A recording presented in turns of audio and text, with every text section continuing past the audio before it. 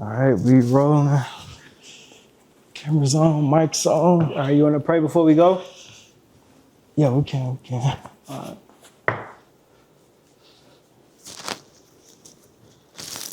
right, let's do it. I pray.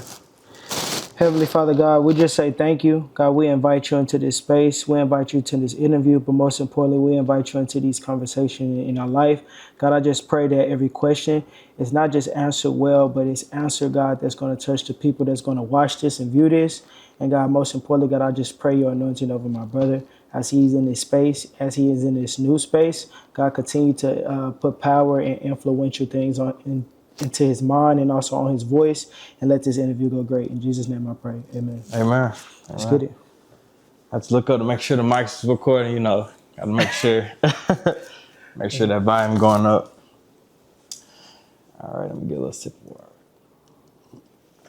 You got no water on you? Oh, I'm good. I was just drinking mine. I'm good. Gonna be good for an hour? Yeah, I'm straight. All right. I do these. You want me to turn this off? Okay. No. It's not no way. All right.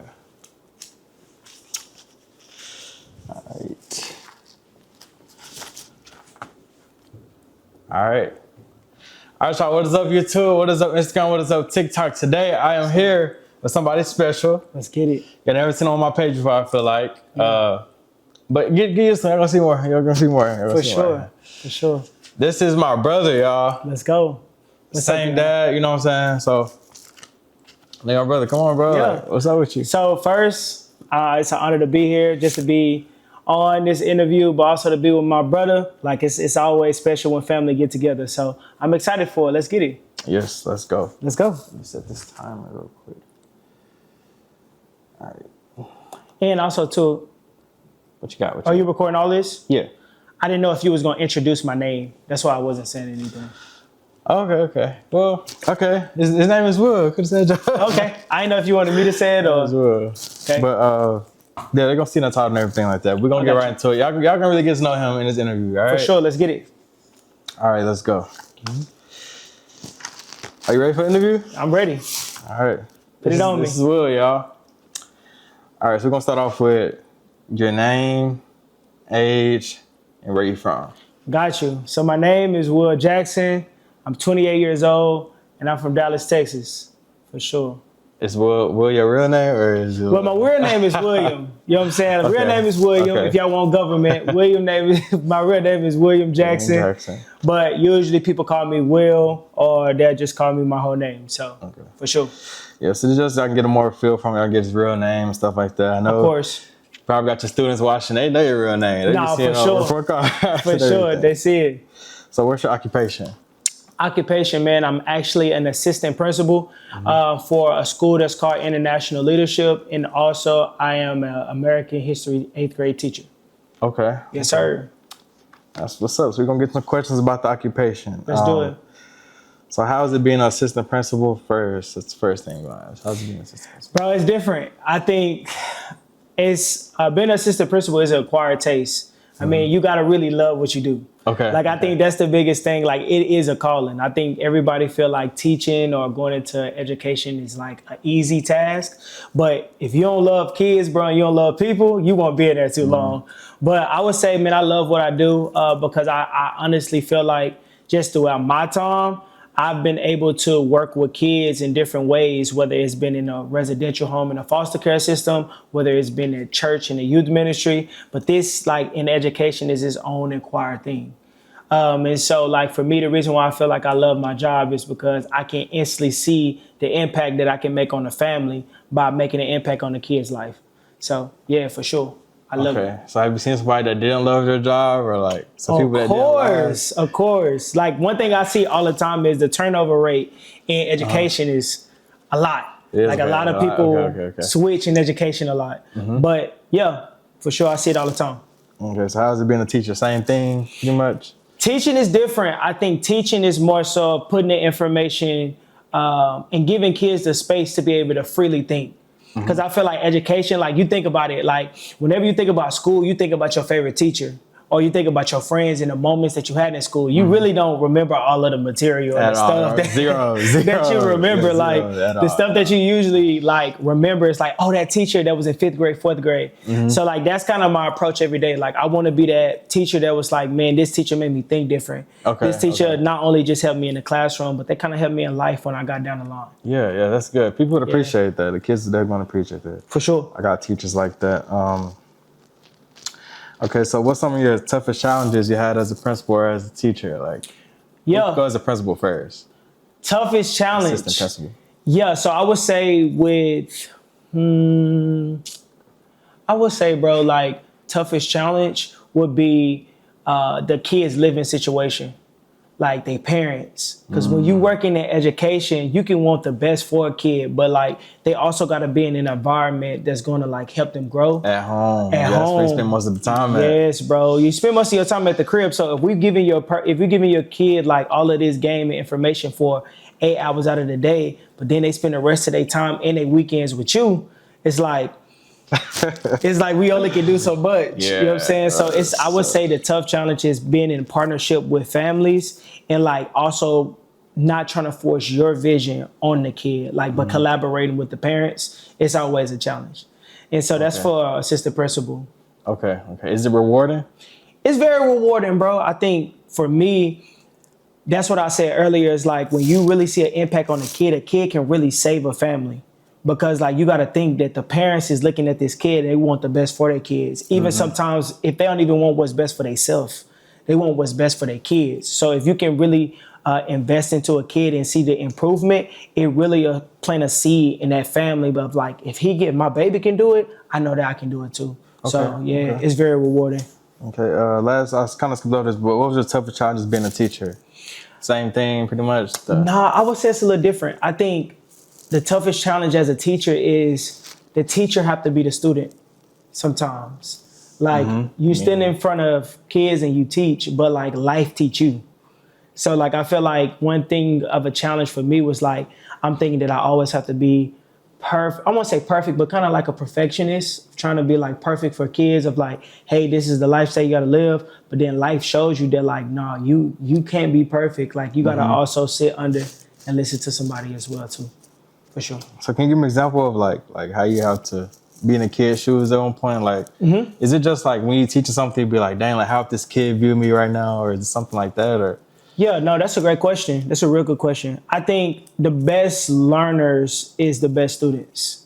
Okay. And so what I mean by that is like, if I had to put myself in a kid's shoe, like one thing kids I learned from the youth, bro, is like, if you ain't keeping it 100 and you ain't being honest, like they can feel it, they can sniff it out. They can feel that, bro. Like they can feel it. Like they're like, bro, if you ain't keeping it 100 with me, especially this generation, they like, bro, if you ain't keeping it 100 with me, like I'm not gonna really listen to what you really talking about. So I be trying to put myself in kids' shoes and being like, bro, I'm gonna be honest with y'all. I'm gonna be vulnerable. I'm gonna let y'all know that like, yeah, I'm a teacher. Yeah, I'm a little bit older than y'all, but we all go through problems, and I'd rather teach you how to navigate those problems. That's good. I ain't never heard teachers say we all go through problems. I never heard teachers say yes, bro, because we do. I'd rather teach you how to navigate through your problems instead of trying to tell you what to do in yours. Yeah. So, yeah. Okay, that's what's up. Okay. For sure. So next question is, I just want you to explain yourself a little bit or talk about yourself. So I'm gonna ask you, who is Will? And who's the creator of Humble Hearts and Humble Hearts University? Great question. Who is Will? I think Will is, like, I feel like I'm talking in third person, but I feel like Will is a guy that wants to show a generation of kids how to connect with God, how to connect in their purpose, and then also to empower their voice. One thing about this generation that we live in now is like, bro, they don't care. Like they are very much so like bold. They very much so like out there. And so that's a great trait to have, but a lot of people look at it as a negative. But I feel like Will, kind of putting it back on me, God have shown me the power in my voice. Okay, right. And so like I want to instill that into kids that might feel like they're not heard, or might feel like that since I'm young, I can't speak on certain situations, but like wisdom don't have an age. Right. Like wisdom can be on anybody, like, you know what I'm saying? True. And life is the best lesson. You can be 25 years old and somebody 16 years old that went through more life than you. So like I like to empower kids, and I feel like that's a part of Will, our identity, for sure. And also, second part of the question was Humble Heart University, right? Who's the creator? The creator behind Humble Heart University is a guy that loves fashion, a guy that try to mix different cultures, different vibes, and they blend it all together and make his own unique style. I mean, look at yourself. I mean, you dapper yourself. You know what I'm saying? Yeah, you trim like you got it on. Like, but the reason why I like it is because it's you. You know what I'm saying? Like, I feel like fashion, and also another pillar is fashion and faith. Being able to blend in like a world of fashion, but also knowing that like creating was always a part of God's like idea. He created us. Right. And then the last one is family. And that's why I feel like I work in education. It's the 3 L's. It's that faith, family, and fashion. I work in education to be able to impact the family. Okay. For sure. Solid. Kids being bold, yes.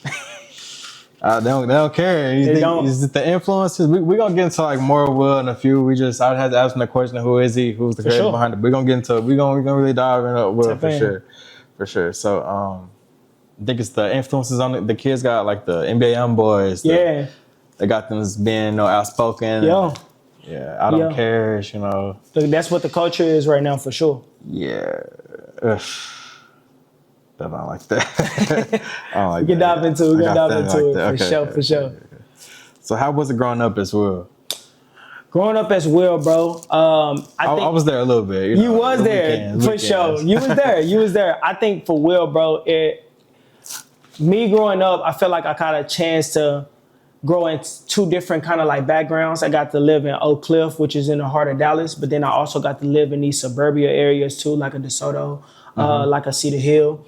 And I feel like one thing God have allowed me to do is see perspectives. Like I got to see the perspective of living, I guess you could say, quote unquote, in a hood area, but then also being able to go be around a different demographic of people and different kids. And I feel like that kind of created this evangelistic like call on my life where I can be able to talk to anybody from any background. You got both sides. Right, and I feel like a lot of kids too, whether you come from a suburb or you come from a hood, it's like kids that are in suburbs, they want to be so hood, so bad because these kids have created this cool culture with the circumstances that they in. And I don't like that. I feel like you can embrace where you come from, like embrace you, like if you come from money and you come from a privileged situation, that don't mean that you don't go through struggles. Your struggles is just different. Exactly. But I would say for Will, growing up for Will, that was the thing that I feel like is what's helping me now in life is that I've been able to get both of them perspectives. Right. And we so similar, bro, because I think I got the same thing, bro. Like, I was with my cousin on my mom's side in the hood every weekend. So, and then you go back to living in the suburbs. Like, it's cool. I just want to say, like, the kids, like, ain't nothing wrong with if you're raised in the suburbs, like, being in the suburbs. If you want to sidewalk, stay on the sidewalk. You ain't got to be in the streets. Like, sidewalks get the stuff, too, and they get their shine, too, so. Facts. Actually, people from the streets, like, want to, their goal is to, they might do participate in certain stuff to get out the hood, to be the kids that's not on the streets. And you got the kids that's not on the streets trying to be like the kids in the streets. Facts. It's like revolving cycle, but. It is. Okay, so let me ask you this question. So what are some of your core values? Core values, okay? Core values. I got a couple. I think for me, first one is always just going to be putting God in the center of everything that I do. God first. And I feel like people say God first a lot. So like, and that's not saying that anybody is wrong, but like I like to say God in the center of what I do. Because like you can put God first, but if you put some first, that means something else is going to be second and third. So that means that it can change. Like whatever second can also be first too. So I like to personally say it's like, that makes sense. Yeah. So like I personally like to say like, I like to keep God in the center. I think that's a core value for me. I think the second one, bro, is authenticity.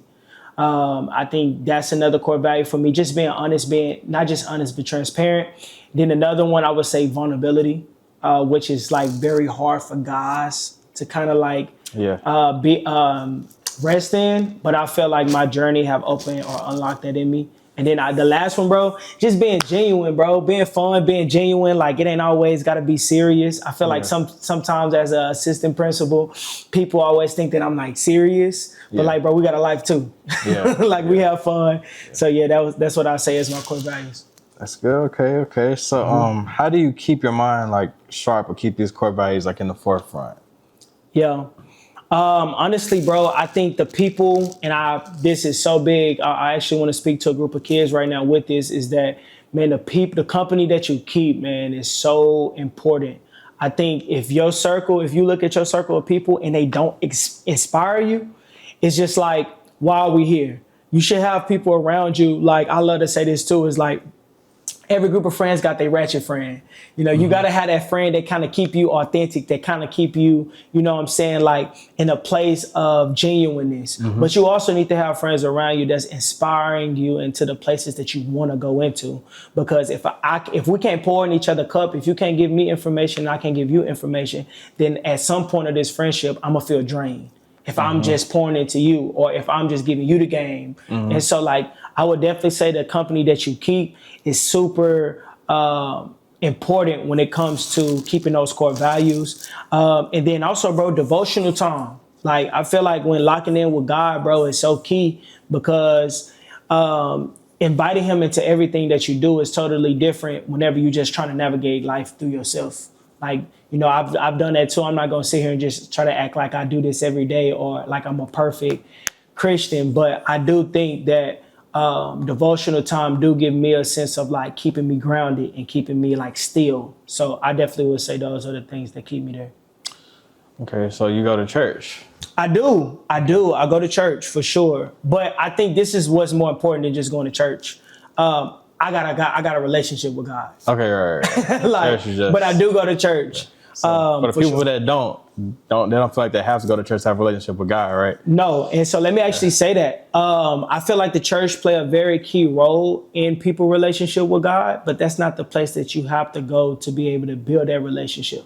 Because I feel like people that's watching this, I want you to know whether you're a believer or you're not a believer, like, being authentically yourself is what God have designed you to do regardless. No matter what your background is, being authentically who you are.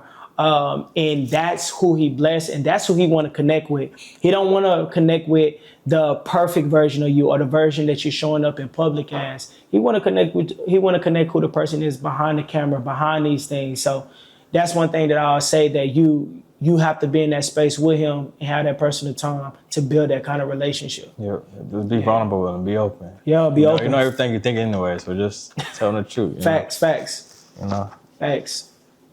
Some good questions, bro. You got some good questions. We I like it. So I can get to know you more, and so the people can get to know you more. You know, obviously, you know. Yeah. Okay, so what like to do for fun? You know, what's your hobbies? Like, what you do for fun? So for me, bro, I mentioned fashion, bro. I really like designing. I do like creative design. We'll also, you know what I'm saying, you guys will be able to see a couple more things from Humble Heart University here soon. We have a couple pieces and stuff that we work on. But I'll definitely say fashion, really the three pillars of the brand. Like, I like fashion, bro. Also, I like family time. Like, I'm more of a personal person, so I like to have game nights over at the crib. You know what I'm saying? Like, people being able to be themselves into in a space. But then also too, bro, like, to have fun, I like sports. I like football. You know, football season is coming up. I watch Cowboys fan? Cowboys fan. You know what I'm saying? I am a Cowboys fan. Y'all been getting broke a lot of times. Oh my gosh! Hey, look. But you're right though. You're right. Hey, I'm a realist Cowboy fan. I'm not delusional. Okay, good. I'm a realist. Good. I'm a realist. I hopped off the bandwagon. I hopped off. I'm done. You done? Yeah, I'm done. 2 years, I'm done. You done? That's fair. But football for sure. And then I think the last one for me, bro, like, honestly, bro, I'm a big bag, bro. I like to eat. Okay, for sure. I like to eat, bro. For sure. I like to try new spots, new places too. So yeah. Okay. For sure. That's what's up, man. This is good. It's good to know. Yes, sir. All right. You got any special talents or skills? You got a lot of those, huh? You got a few of them. I mean, I feel like I got a couple. I like poetry. That's one way that I feel like I express myself through spoken word. And also I mentioned, like, I like to design. But I actually got one that's kind of surprising that I just like started to finally embrace dancing. When I was a kid, I used to dance. Yeah, you stopped for a minute. I did. So you got rusty. Yeah, I got a little rusty, bro. Okay. Them knees, I got older. Okay, yeah. But I definitely would say dancing too is something too that I would say that's a hidden talent that a lot of people don't know about. Okay, I think got another hidden talent on here. What's that? I don't know if it's because it was younger, but no, I think you can sing, bro. Oh my gosh! You can sing. Look, hear me. I'm a shower singer. Don't put me on the track. Don't put me on the track. I use these for the baddies or whatever, but I did bring the mic out for you. You crazy? Let me see. If you was trying to sing. Look, hold on, look. Testing 1 2 test it. No, just playing. No, this crazy. Go work out, bro. This some poetry. On the poetry. I got some file below. It might you good? You good? Might want to cut that back off, bro. I got you. All right, but poetry, I do poetry. I can do that. Off the top of your dome? Off the top, I can do something that peace of mind. Okay. I can do some. Let me see. Can I go here? Since we're talking about creativity. All right. The creator creates a masterpiece, something that scientists can't calculate. You want me to snap? Nah, you good. For millions of years, people was amazed like, man, how did he make? Just to realize that God paintbrush have been the human race, which make me think like, wait, why the creator create? What a purpose. Things was designed, realigned, and redefined to give them all forms of worship. And I'll stop right there. Okay. For sure. You really got this mic. Yeah, for real. About the mic for you, bro. But you didn't post a snippet on Instagram, did you? Yeah, what you just said? That sounded a little familiar. Hey, some heat probably be coming soon. Okay, next question. Are you married? I am married, bro. I'm married. My beautiful wife, her name is Aja Jackson. We've been married going on 4 years now. 4 years. 4 years. It's crazy. Almost half a decade, yeah. Y'all been at it. We in there for sure. Never end like Future. We ain't gonna never end. Never end. Been dating for 5 years, married for 4. Okay. For sure. We're gonna make that 9, matter of fact. Make it 9. Make that 9. I like it. All right, for this next one, just for the interview, we're gonna take some pictures. Let's do it. So I'm gonna count down to 3. We're gonna just, pause, whatever. Let's go. All right, ready? It's going on a thumbnail too, so 3, 2, 1. All right, 3, 2, 1. One more. All right, 3, 2, 1. All righty, just out the way. All right. So next question is, do you believe in zodiac signs?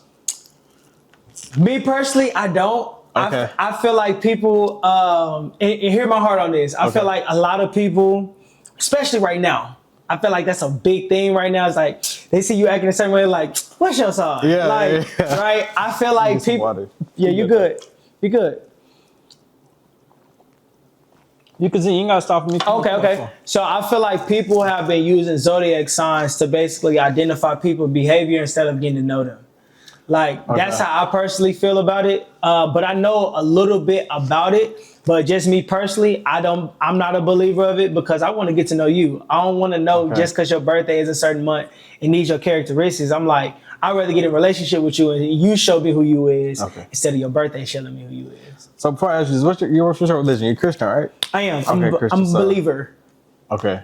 So did you identify as Christian still? Yeah, for sure. So it don't got nothing to do with Christianity, right? That's why you don't believe in zodiac signs. Is that a little bit that play a part into it, or? I feel like it do a little bit, but I also too, I'm not one of those people that's like trying to be religious about it. Okay. I feel like for me, I'm just like, I want to get to know you. Yeah. Because if somebody come in and they be like, you, because my birthday in December, so I don't really know all the signs, but I do know like December is Sagittarius, right? Yeah. So people like, oh, you cocky, or oh, you this and you that, and I be like, bro, you didn't even get to know me, bro. You don't even know who I am. I think they got you like a little cheat card. They already got you figured out. For sure. Okay. That makes sense. It's crazy. I'm gonna move to the next question, but it's crazy because Sarah from Baddie, she came on here. She's a Christian woman too now. Yeah. And she was like, God make people in seasons. Have you heard that before? I have. So she was like, some people are like due to the season it was made in. But in particular, I forgot what she said. She's like, in particular, like, I don't think. She didn't really believe in it either, I feel like. I gotta go back on it, but that's fine. But I've never heard that before. That's interesting. Okay, so. Yep. So I'm gonna ask you this: who's in control? Who do you think is in control right now? God or Trump? Great question. That's a great question. I think it's two parts to this question. Okay. I think God is in control, but I do feel like Trump have the a control of what's going on in the physical realm. Mm-hmm. But I feel like God is using Trump to get his agenda pushed of what heaven wants. Right. Okay. You good? We're gonna reset after this. Okay, so I was just gonna say, to answer your question directly, I feel like God is the one that's in control, and I feel like He's using Trump to be able to force His plan into the earth. That's how I personally God's feel. plan into the earth? Yeah, I do.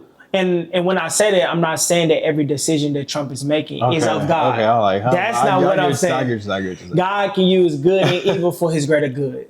So like I feel like everybody got free choice. Everybody got a choice to make, but God can make any of our choices. You know what I'm saying? The ones that He wanted to ultimately be. Right. Okay. Mm-hmm. Okay. I'm gonna reset real quick. Go ahead. It's fire, bro. Oh yeah, it's flowing well. All right, let me take my place. Get a little sip of water.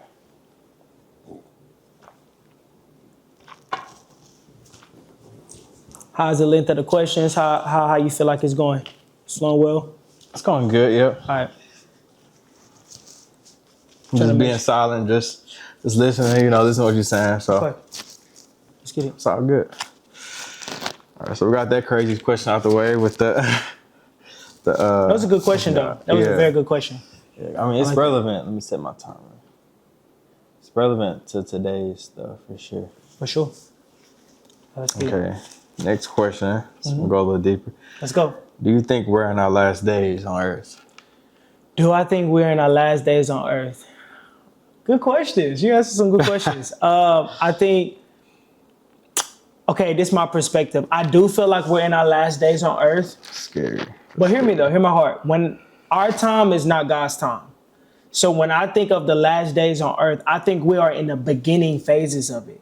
That don't mean in 2030 the world is going to end, or 2035 or 2040. Okay, I'm thinking tomorrow. Nah, the Bible says that no man know the time nor the day. So I would be a false prophet if I get up here and be like, well, I think that we're in the end times and it's going to be this time. We can't calculate the time, but it do show us that it is certain things that's going to happen during the last hour. And so I feel like a couple of all these things that's happening, like the Israel war and things that's happening in the earth, is a part of these signs. But I don't think that we're in the last days in another 10, 20 decade of time. Like, I don't know how to measure it, but I do think that we're in the beginning phases of it. Got some examples, like the last days, besides the Israel thing? Got some other examples? Yeah. Like, it talks about it. It's actually crazy, bro. It talks about it in the Bible. And I feel like a lot of people are scared of Revelation because it's one of those books that is kind of like symbolism and have a different approach. I ain't read that chapter yet. Yeah, it's different. But it talks about how, the seven seals, or it talks about like how the earth, like certain natural disasters is going to start happening in the earth, where there's going to be a lot of earthquakes. There's going to be a lot of hurricanes. There's going to be natural disasters that's happening. And also that there's going to be famines in the land, like 2020, like the pandemic, like where it's going to be like famines, things like that will start happening. And it also talks about how the Euphrates River, I know a lot of people be saying this kind of stuff on TikTok and stuff like that. They really just getting a lot of this stuff from the Bible. But it talks about how when the Euphrates River dries up, like that's also going to be a big sign, because the Euphrates River plays a very pivotal role in around Africa, around Israel, and around that area. And so like it just talks about like miracles, signs, and wonders. So when you start to see these signs and these wonders starting to happen, it is just it's God's way of showing you of like, hey, we're getting closer. It's not saying that, oh, you got 5 years, or oh, you got 4 years to be on earth, because He don't promote fear. How you feel about that? But you never know, He gonna come back. So you don't. He could come back tomorrow. Right. It could be 4 or 5. Right. But I think that if we look at it from that standpoint, we'll miss the present. We'll miss where we at right now. So, okay, that's right. So this gonna lead way into this next question, but like I always go to this church, old school church. My family grew up in that church, very old school. You can kind of guess what they already be saying. They be like, we're in our last days, like. That stuff is crazy. Nobody want to hear that, bro. Yeah, it's different. It just killed the whole vibe. They're like, we're in our last days, y'all. So get prepared, y'all ready? It's like no, I'm not. Yeah. I'm not ready. I'm not ready. Can I say something to that though? To the point, because a lot of people feel that way, especially with some of the decisions that our president is making, certain things that's happening, like even with ICE, like with the kids and stuff leaving. Like I think this is how I approach it. You should already approach life like it's your last day anyway. Mm-hmm. And what I mean by that, not in a fearful way, but if someone was to tell you, hey, you got one day to live. Yeah. How would you live that day? Right. How would you approach that day? And I feel like when you operate in your purpose, that's how you should already be living life. Mm-hmm. And if you're living it like that, you won't have that fear of like, because I'm already living in a way where it's like, bro, I'm loving the people around me. Mm-hmm. I'm doing my interviews. I'm in my purpose. Like I'm doing the stuff that I need to do. So whenever God make that call on me, I know I was doing exactly what I needed to do. You don't leave full. No regrets on the table. Exactly. That's where I'm at. It's just, they've been saying it for years. It's time I go to church. They're like, y'all ready? Yeah. Like the rapture's gonna come. It's just crazy. So what type of church do you go to? So it's actually crazy. I actually would recommend this for so many people too. I personally go to a church that's called Social Dallas. That's I heard of that. Yeah, it's in downtown Dallas. The pastor is Robert Madu. Y'all go check them out. This is not a promotion. This is not a promo, but that is the personal church that I go to. And I like it because right now we're in a time where so many churches, so many people are selfish. Like I like to tell people this too. Is like, if you are relying on a church more than you're relying on God, that church is an idol. You're not meeting God there. Mm-hmm. And like, I feel like we're in a space right now where this generation is starting to notice that. They're like, bro, I can watch church from home. Exactly. A lot of people do that, still be able to get this connection with God. Or I can be able to watch a podcast and still be able to connect with God. But I will say this too. There is blessings that you get from having your encounters with God at home, but there are also certain blessings and miracles that you get when you do it together in people. So Jesus in the Bible, he did certain miracles where it was private, and then he did some that was public. Like, for example, the woman of issue of blood, like the lady that touched Jesus' garment and he healed her from her womb. Right? Mm-hmm. He did that in a public space. They was walking and it was in public.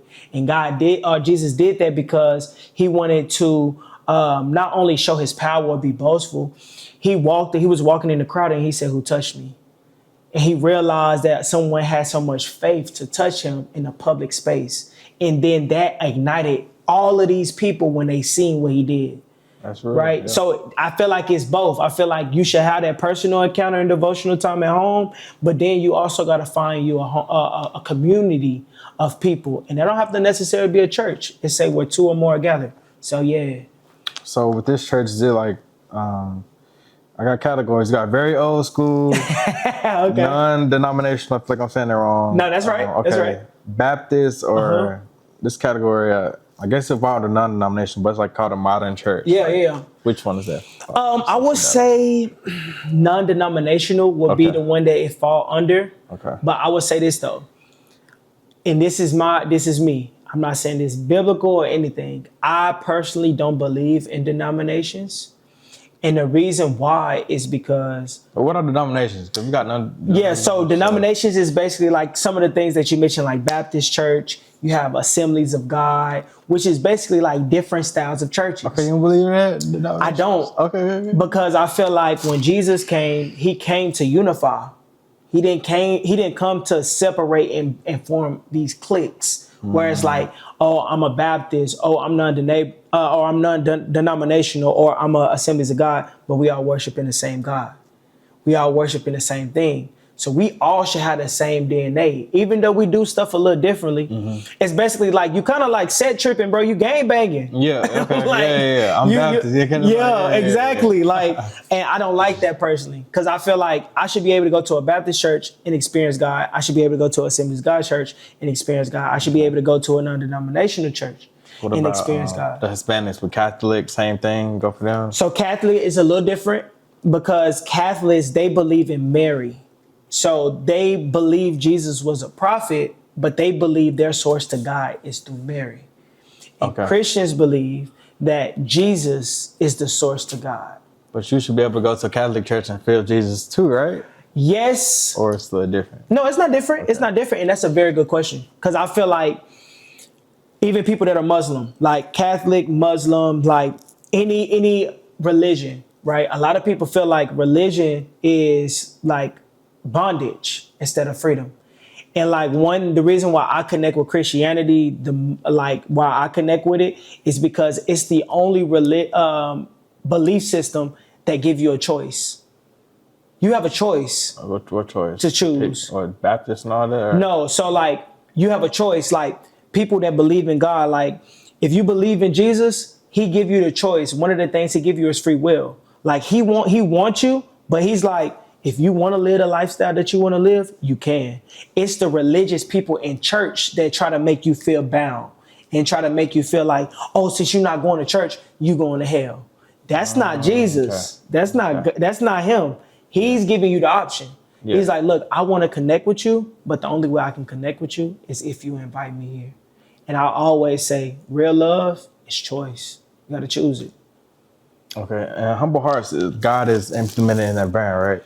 So yes, okay. Yes, for sure. But I think one thing with Humble Hearts and kind of telling you the heartbeat behind it, Humble Heart University is a luxury brand and a disciple brand where you can be educated, but also you can also have a sense of fashion and luxury to life.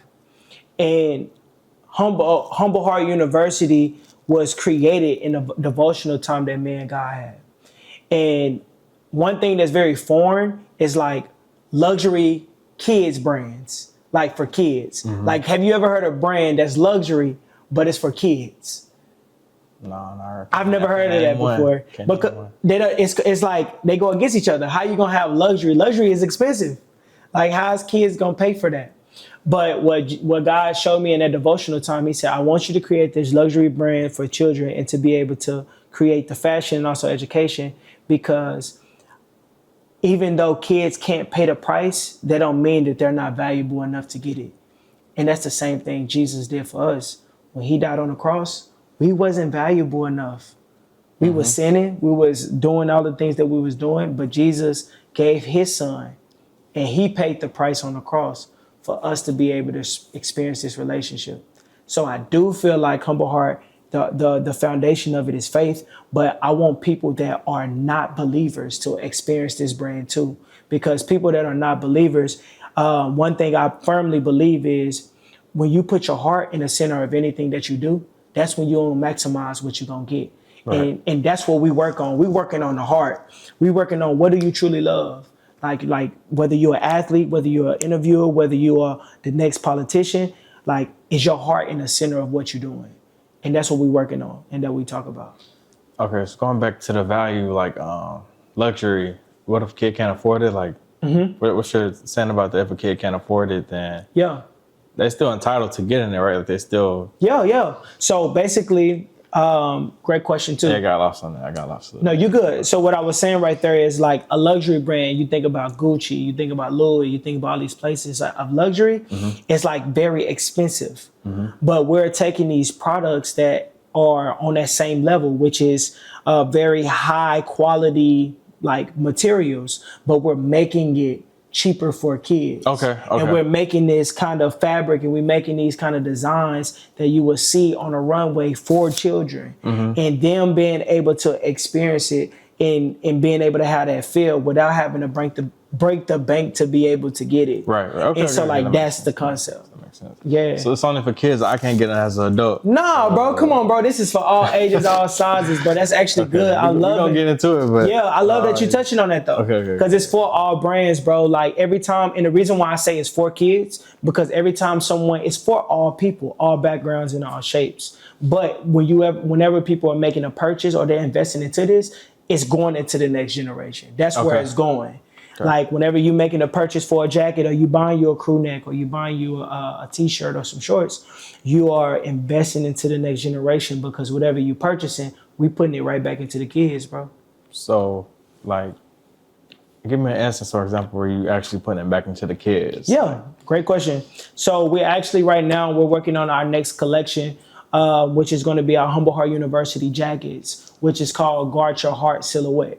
And basically, every time someone make a purchase for these jackets, they're also going to get a discipleship course of 5 videos. And all of these proceeds and stuff that are basically going towards these jackets, we're reinvesting into the business, into the next collection. But we're also setting up college funds for kids.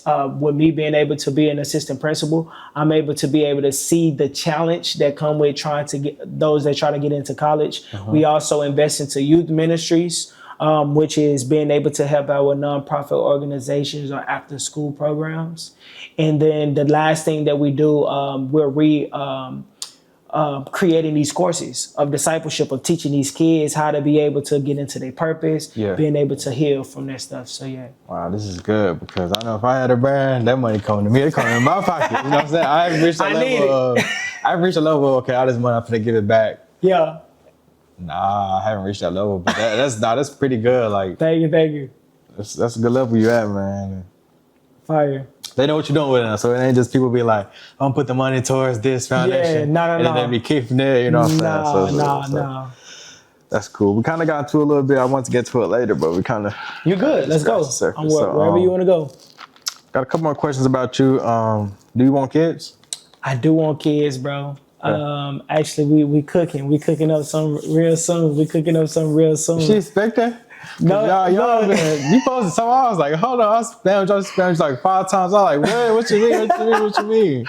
She's not expecting yet. Okay. But we are planning 2025 and 2020. The back end of this 2025, 2026. We're preparing. We're really much so preparing for it. Okay. We have twins, bro, that run through our family. So like a lot of people have told us like, hey, do y'all want kids? And we like, yeah. They're like, I can see twins. And I'm like, look, you better give me some money for these twins.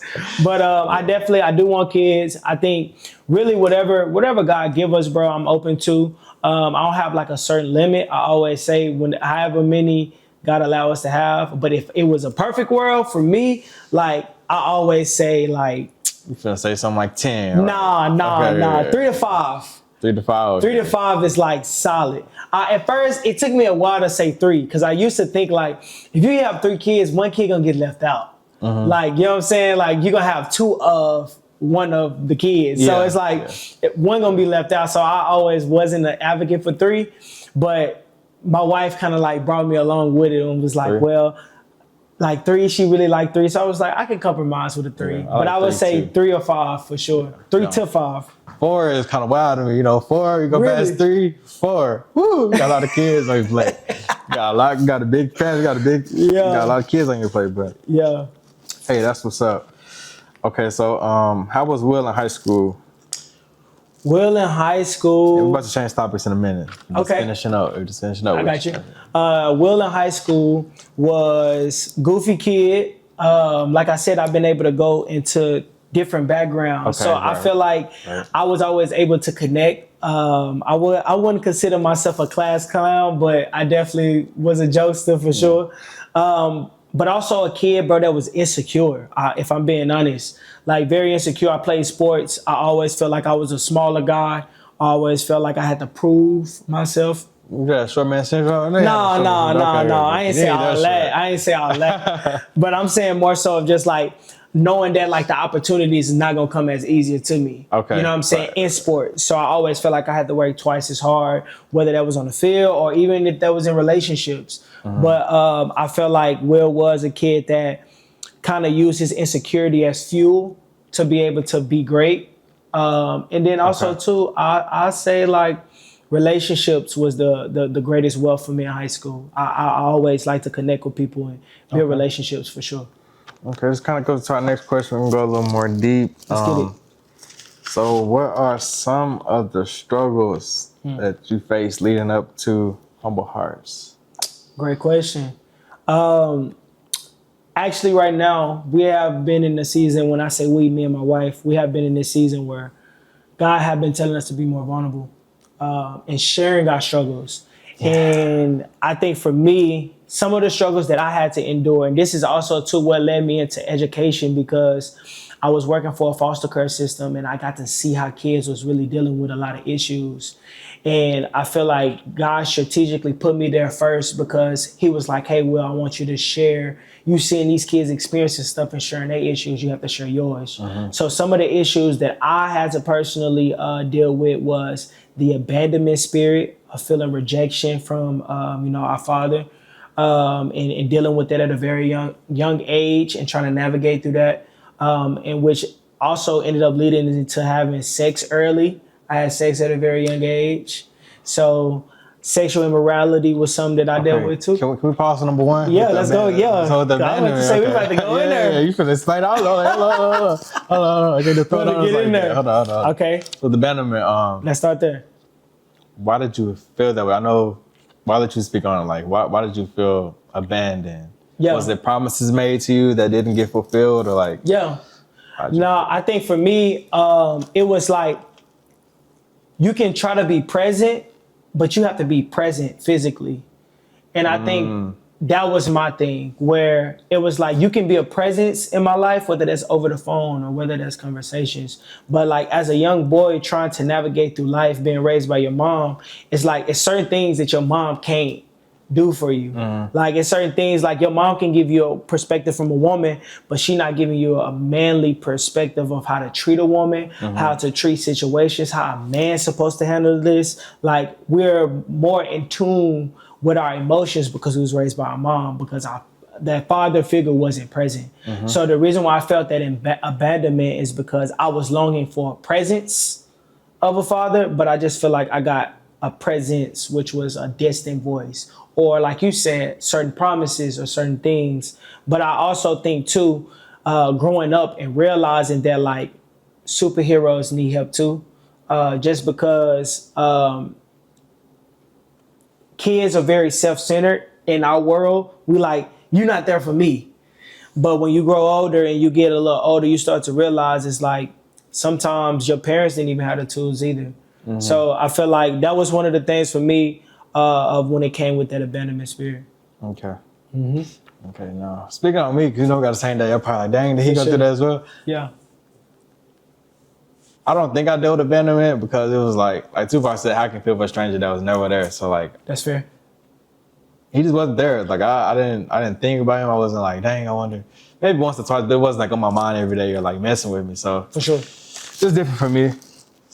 But moving on to the next struggle, you said struggle with sex, right? Yeah. So next struggle, I would say I had sex early, and with that, it kind of opened up this, I guess you could say, mindset for lust? Relationship of lust. Yeah, it did. That's exactly where I was gonna go, because it blurred my vision of what love was. I thought that it would always be this physical interaction was the highest form of love, and it led to broken relationships. It led to, I feel like the root of it was lust, but then it was these side effects that happened after that, whether that was lust, whether that was, yeah, you good, whether that was, lust and starting toxic relationships, being in relationships that always involve sex or always involve things. And then you go into all right, I don't want to cheat on my relationship. You know what I'm saying? I want to stay loyal. So then it led to masturbation, thinking that you are justifying not cheating, but you still open up your eyes to other women and other things. And so like, I definitely think that was another struggle that I dealt with earlier.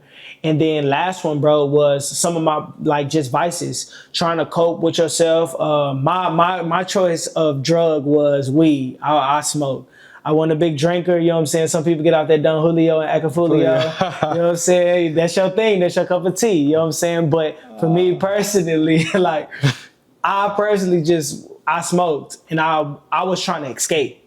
You know what I'm saying? When did you smoke? What was this? Now, honestly, bro, I mean, you know, I grew up with you, so I wasn't a huge smoker when I was young. Okay. But I would definitely say when I got in college, when I got in college, really, bro, to be all the way real, when I got in college, but when I graduated college, like because I graduated college 2020. Like the year of the pandemic is when I graduated. So. And so like, bro, when I tell you that year of 2020, like, bro, it was like, it was just like trying to escape, trying to figure out like where I'm gonna work, or is the world gonna open back up? Do I gotta wear this mask everywhere? You know what I'm saying? Yeah. So like, that's what I mean just by that escape for sure. So are you still escaping in today's world, or? I'm not. But let me tell you, recently stopped. I feel like it came in seasons. It came in waves. What I started to realize for me is, like I said, I realized that it was an escape. So like, whenever I would go through a tough season, I found myself not smoking for like 8 months or almost a year. But then I hit a season where like it's tough, or someone passed away, or you just dealing with a stressful situation. And I work with kids. Okay. You know what I'm saying? So, you know, kids get on your nerve. You know what I'm saying? Like, you want to relax probably a couple times. Like, I'll get a little drink. But I ain't gonna be addicted to it, you know? Yeah, exactly. So like, I didn't think that it was more so of an addiction. I think it was more so of an escape. Okay. And I had to stop it because I started to realize that the enemy would use that against me. Like, he would use it against me. Instead of like trying to go to God in certain situations, I'll face a blunt.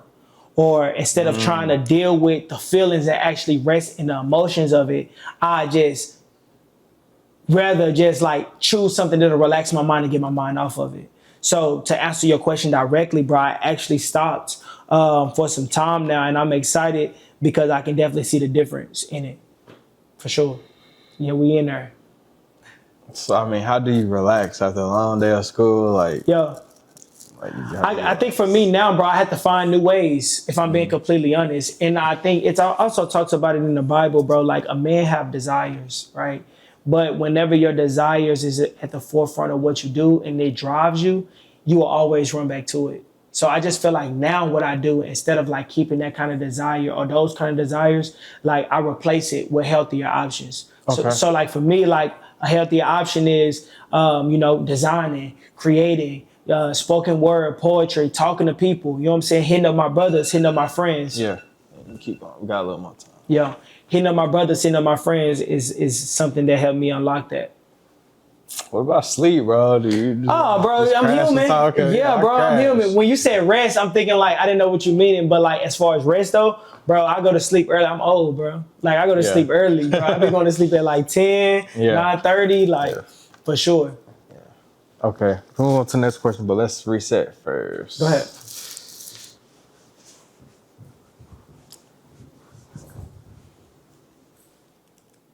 On these answers, I feel like I'm like answering a little long. Oh, you good? I'll be shorter. Good. So we can get through more of them. All right. That battery looking a little funny. I usually have a backup battery, but we should have to pull it through, bro. You straight. Oh, you good, bro? I'm on you. All right, everything's set. All right. So going back to your struggles, if you had kids or if you met a kid that like dealt with the same struggles, for instance, we could just pick one. Like, how would you help them out? Yeah, that's a good question. So I use weed, for example, because I feel like that's one thing that's like a universal thing, because a lot of kids think it's legal. Like, in certain places it's legal, like it's okay. But I think what I would basically tell a kid that's coming to me that's struggling with this, I always would ask them is like, when you do this, what emotion do it strike in you?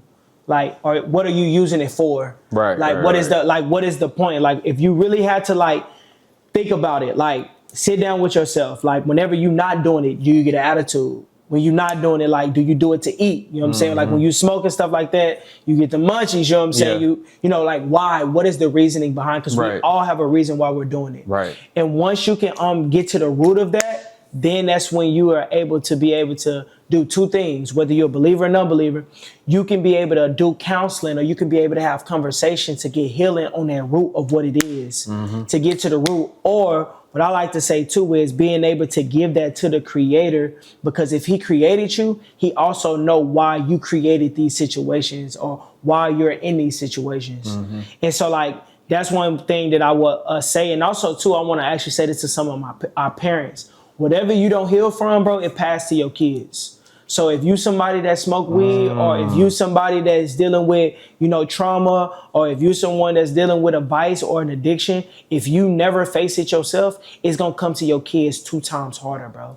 And a lot of kids be dealing with issues that their parents done passed on, and they don't even know why it's so strong. Oh yeah, we in there now. We in there now. We in there now. We in there now. For sure. Okay, so if they deal with it, that kid can still possibly... Everybody got a choice. I'm not going to sit here and say that like, oh, just because your dad was this or beat women or deadbeat or not there, that's what's going to be on you. Yeah. But what I am saying is like, if you grow up, because I can say this for myself, I can't say this for anybody else. Like a lot of kids, they grow up, whether your parents is the first people that you get an example of what love's supposed to look like. So if you grow up and you don't see a good example of your parent, a lot of people will grow up trying not to be their parent.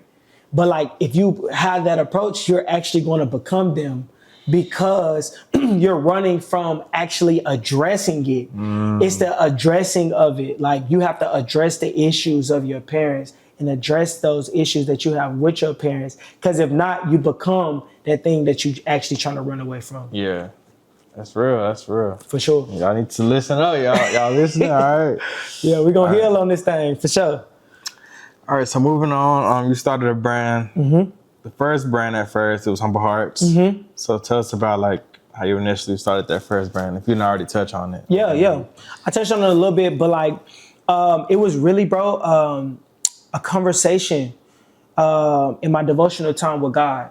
I was really just in a space, bro, where I didn't know what my purpose was. I feel like a lot of kids kind of go through this process, and not just kids, adults, young adults, you know what I'm saying? Even elderly people. Just because you're good at something, you've been working at it for a long time, that don't mean that that's your purpose. So I had reached a point in my life where I was like, God, what's my purpose? I know I'm talented at certain things. I know I can do certain things, but why did you put me on earth? Like, what is my contribution to mankind? And he told me, he was like, and this was just in a prayer time, and it wasn't like, no, son, you need to. It wasn't that. It wasn't that. It was more so. Voice. It was just a small, still voice. And he was just like, I'm calling you to be a voice to the next generation, and I want you to do it in a very unique way. I want you to do it in a place where kids can be authentic and be real. It's a lot of kids don't hear a pastor get on an interview and say, bro, I dealt with weed while preaching. That's right. Like, or a teacher. Yeah. Like, risking their job. Like, no, I'm going to be honest with you because it's the principle. Yeah. I'm going to be honest with you because whether people are standing on these platforms or not, they're going through something. So I would say that conversation with God led to why I wanted to start Humble Hearts and really make it a pillar for all people of all ages to identify what their purpose is in life. So does that touch on Humble Hearts University as well? Yeah, so Humble Heart University is basically, how are you going to do that? How are you going to teach the people how to get in their purpose? And that's why we at this university. Okay. It's that educational dynamic that's giving y'all the tools. Because it's crazy. You can sit on a podcast or an interview and be like, well, like you got to do this. Give me the game. Give me the resources. Don't just tell me about the blessings. Like, show me the blessings, like how you got it. And that's what I kind of like stand on with Humble Heart University. Okay, we're going to Humble Hearts University a little more. So let's do it. At Humble Hearts University, I know you say you got some courses coming out. Yeah. So just expand on that and like how can they access the courses and just expand on the courses a little bit. Yeah, great question, bro. So like I mentioned a little bit earlier, we're coming out with our Guard Your Heart silhouette jackets. And whoever purchased these jackets, they're automatically getting access to these courses, which is going to be a digital course. And it's going to be five classes, basically, essentially 5 videos, 5 classes that's going to equip you on learning how to get in your purpose, how to treat your trauma and deal with the heart issues that you have, and also teach you how to navigate through your struggles and how your struggles are connected to your success. Like your struggles is on ramps to your success. And then the last one, bro, is a heart check. Heart check is basically being able to tell your testimony and being able to tell your story to be able to save people who haven't told theirs. So yeah, that's a couple of the courses that we'll be doing. Okay. And I know we kind of talked about it before briefly, but if they buy a jacket, what comes with the jacket? The courses come with the jacket or apparel, right? Whatever they buy. Yes, it does. So, and we'll also show the jackets on here too, y'all. I ain't leaving y'all out. I'm super excited about them. I'm ready to show them to the world. We've been working on them for some times, over a couple years, so I'm excited. But whenever they're purchasing these jackets, the jackets fire, y'all. And I'm not just saying it because I designed them. I say it because it's not only just for fashion, it's also to make you better. And so whenever they're making this purchase, the purchase of the jacket, the cost of the courses is in the jacket. So that one cost right there is able to on-ramp you to get 2 things in one. Okay, for Yes, sure. sir. That's what's up. That's what's up. Give us some course examples, like some names of some courses, got some examples. So I actually start with one of the first ones, which is Heart Check. Okay, Heart Check. We start off with Heart Check because I firmly believe it don't matter if you're a believer, non-believer, if you make $1 million, if you poor, if you are an athlete or a creator, if you're a speaker or you're an introvert, everybody have a story. Everybody have a story. That's real. And what Heart Check does is basically igniting that in you of helping you navigate the things that's in your heart that's stopping you from being able to talk about and tell your story. People might not ever see Jesus. I always love to say to people is that you might be the only Jesus that people get to see. And what kind of story would they be able to get from your life? What kind of story would they be able to get from you? Yeah, that's real. And so that's kind of where we come from with Heart Check on the episode, one of the courses. Definitely, y'all. So make sure y'all get y'all apparel, get y'all gear. Yeah. Will there be series like collections for it? It will be. We working on that now. We trying to master where we at now, but we definitely see another collection coming from this very soon. Now get these collections. Don't forget the items come with courses as well. Yes, so definitely tune into them courses, y'all. For sure. Get the help y'all need. Any release dates or time frame you trying to release it? Yeah, so this is gonna drop this fall. We're actually in the season right now where the school year 2025. The school year is here. We wanted to drop it when college kids was going back to college. Also, we wanted to drop it while kids was going back to school. But also, most importantly, too, like you said earlier, there's different seasons. And one thing about that fall season, you got to put it on. You know what I'm saying? You got to put it on in the fall. That's you know my favorite. You got to put it on. Got to put it on. You know what I'm saying? Got to be very trim in the fall. But definitely this upcoming fall, our target time right now is September and October. But we haven't had an official hard date, but that's just me being transparent with y'all, but definitely coming soon in the fall. For sure. Okay. So how do you think the course will help out the consumers that buy it? Yo, I feel like these courses, man, is really just designed to push you towards your purpose, push you towards the thing that you was designed to do, whether it make a financial gain or not, what's going to really make it better for the rest of the world. And also too, bro, I think it'll give people a choice of healing. Like to talk about stuff that they probably never talked about. Inside of these courses, there are going to be these weekly instructions of things to do, whether that's conversations with yourself or having to have conversations with other people. Yeah. So it's going to be these tasks that are inside of these courses to be able to help you walk in that healing. Because at Humble Heart University, like I mentioned, your heart got to be in the center of what you do. But we also want you to be able to do healthy relationship. And the only way you can do that is if you're healthy yourself. And I remember saying this course should last for a month. Right? Yeah. So it lasts for a month. It's 5 weeks. 5 weeks. 5 weeks. That is what's up. So Pretty much wrap up the interview. Do you have anything you want to leave the viewers with? I actually want to ask you a question. This is about you, bro. I want to ask you a question. I want to ask, look, I always do this, guys. I want to ask you a question. What's the question for me? I'm interviewing. It's one question. What do you, whenever you're doing these interviews and whenever you're being able to pull these different people to have these kind of conversations, what do it do for you? Okay, for me, when I do the questions, like I come with these on my own, like everything is personal. Like I'd be like, you know, I tailor it towards that person. But then it just helped me really learn the person. And it also helped the viewers learn the person too, but it's also helping me really learn the person in and out. Okay, I interview a lot of people from TV, so behind the TV screens, they may be portrayed a certain way, like as far as editors and stuff, but when you get to know them, it's like, dang, like that's happened recently. I was like, dang, you're not really a firecracker like this. You got to be pushed, you know? So like her name was Titi, she was very chill and said this is my first like local interview. Yeah. So that's why it's special. But it helped me to get to know you more. And then if some ever come over, somebody be like, or this is video, this is documentation. So yeah. Boom, okay, I have kids or whatever. Y'all want to see like, I learned a little more about y'all uncle or whatever. Boom, you got this proof. And it's just good to know. I can get to know the person for sure. For sure. Yeah. Well, the last thing that I want to say, bro, to wrap everything up, as we've been doing this interview, like I know you're my brother, but I think more than anything, bro, like this is special because just the timing of everything. And I actually want to speak something to you. Yes, you might think that this is just documentation, bro, but really what you're doing right now, bro, is you're getting people to their authentic self. A lot of people are portraying an image, but what you're doing is helping people with their identity. And you helping people have conversations and questions with themselves that they probably never asked. And you taking that time behind the scenes to be able to get the information on people, it's also unlocking conversations and healing in them.